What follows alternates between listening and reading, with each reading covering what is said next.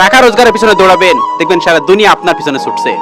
একটা সময় সন্তান ও তার পিতামাতার কাছে বোঝা হয়ে যায়, আর চেষ্টা করবেন বোঝা হয়ে ওঠার আগেই সরে আসতে। কোনো কাজকে ছোট মনে করবেন না। উপোস করে বসে থাকলেও কেউ আপনার খাবার দিতে আসবে না। নিজের কথা নিজের ভিতর গোপন রাখবেন। মনে রাখবেন, যতক্ষণ আপনার কথা আপনার ভিতরে থাকবে ততক্ষণ পর্যন্ত আপনি নিরাপদ। কাউকে ভালোবাসলে কিংবা কাউকে ভালো লাগলে তার ভালো দিক কিংবা খারাপ দিক দুটোকে ভালোবাসতে শিখবেন। আপনি তার ভালো দিকটাকে ভালোবাসবেন আর খারাপ দিকটাকে ভালোবাসবেন না, এমনটা কিন্তু হতে পারে না। জীবনে বন্ধু বান্ধবের উপর কম বিশ্বাস করবেন। অনেক সময় আপনার ঘনিষ্ঠ বন্ধুরাই আপনার সাফল্যকে ঈর্ষার চোখে দেখবে।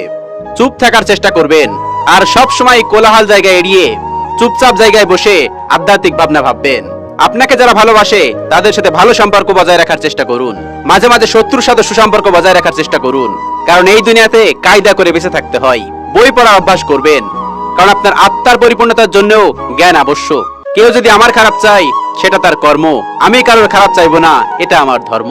যদি জীবনে সফল হতে চাও তাহলে টাকাকে সবসময় পকেটেই রাখো, মাথাতে নয়, কারণ টাকার চিন্তা মানুষকে সবসময় লক্ষ্যভ্রষ্ট করে।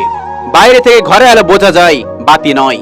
তেমনি দূর থেকে মানুষ চেনা যায়, তার চরিত্র নয়। আমাদের এক দোষ, যাকে ভালোবাসি তাকে পাই না, আর যে আমাদের ভালোবাসে তাকে আমরা চাই না। চিন্তা করো না, কেউ তোমাকে বিনা কারণে ঘৃণা করলে একদিন বিনা কারণেই তোমার ভাগ্যে ভালোবাসা জুটবে।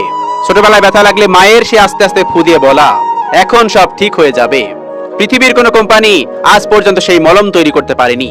এই পৃথিবীতে সবচেয়ে শক্তিশালী তো সেই, যে রাতে কাঁদে কিন্তু সকাল হলে এমন আচরণ করে যেন কিছুই হয়নি। একটা নীল পাখি খুব ভালোবাসতো আর একটা নীল পাখিকে। তারা একসাথে ঘুরে বেড়াতো সীমাহীন ওই নীল আকাশে, গান গাইতো একে অপরকে ঘিরে। হঠাৎ একদিন একটা পাখির পায়ে খুব ব্যথা পেয়ে তার পা হারালো। তখন পাখিটি কাঁদতে কাঁদতে আর একটা পাখিকে বলল, তুমি আমাকে ছেড়ে চলে যাবে না তো? তখনই পাখিটি তার কথা শুনে নিজের ডানা কেটে ফেলে দিয়ে বলল, এবার তো আমি চাইলেও তোমাকে ছেড়ে যেতে পারবো না, তুমি বিশ্বাস রাখতে পারো আমার উপর। এরপর একদিন খুব ঝড় তুফান শুরু হলো, চারিদিকে খুব অন্ধকার হয়ে উঠলো। তখন পা কাটা পাখিটি ছটফট করতে লাগলো। ডানা কাটা পাখিটি পা কাটা পাখিকে বলল, তুমি নিরাপদ স্থানে চলে যাও, আমার কথা চিন্তা করো না, ঝড় থামলেই তুমি ফিরে এসো, আমি এখানেই তোমার জন্য অপেক্ষা করব। তখন পা কাটা পাখিটি উড়ে চলে গেল নিরাপদ জায়গায়। ডানা কাটা পাখিটি ওই জায়গায় ঝড়ের মধ্যে বসে থাকলো।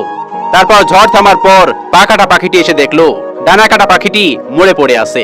তার পাশে মাটিতে লেখা ছিল, তুমি যদি একবার আমাকে ছেড়ে যাবে না বলতে, তাহলে আমি ঝড় তুফানকে হারিয়ে বেঁচে থাকতাম শুধু তোমার জন্য।